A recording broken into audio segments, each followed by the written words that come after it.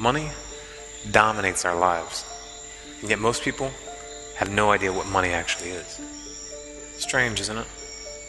So many people would lie, cheat, and literally kill for something that they don't understand at all.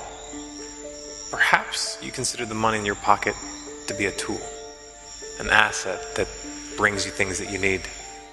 But in reality, modern money is no more a tool for the people than a baited hook is a tool for fish. The dots and digits in your bank account, those fancy dollar bills or euros in your pocket, are the mechanism of your enslavement.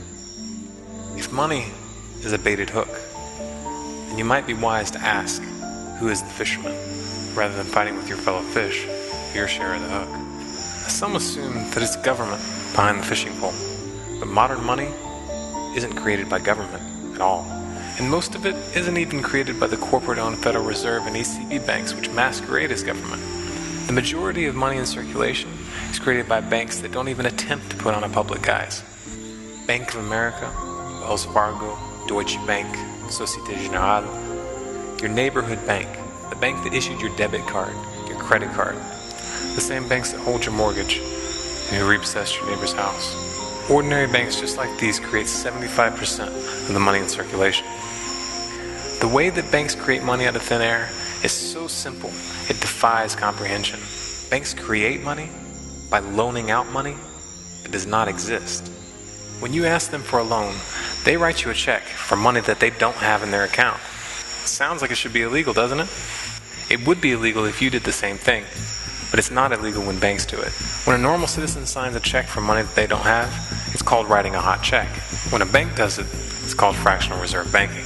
The banks loan you money that doesn't exist, and then they charge you interest. You spend that money and it enters into circulation, but the money to pay the interest on that loan doesn't exist in the system at all, and it never will. There is always more total debt than there is money to pay that debt.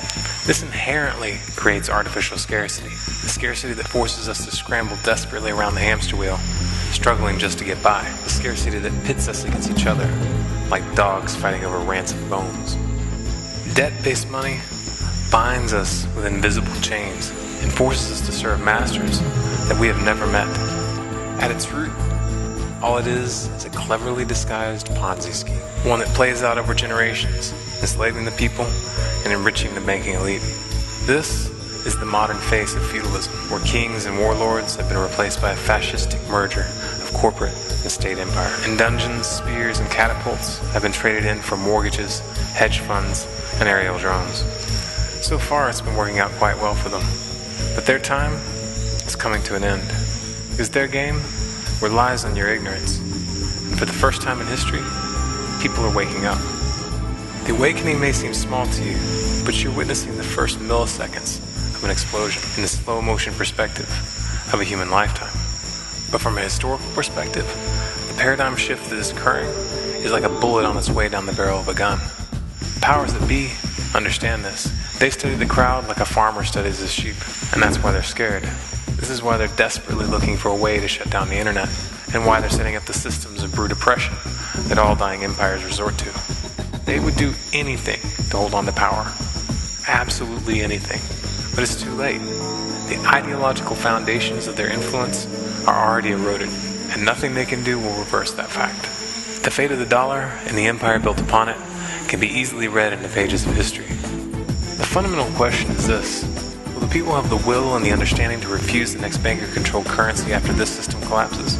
Will they have the creativity and ingenuity to organize a medium of exchange which actually serves the people rather than enslaving them? Or will it be left to your children and your children's children to fight the battle for you?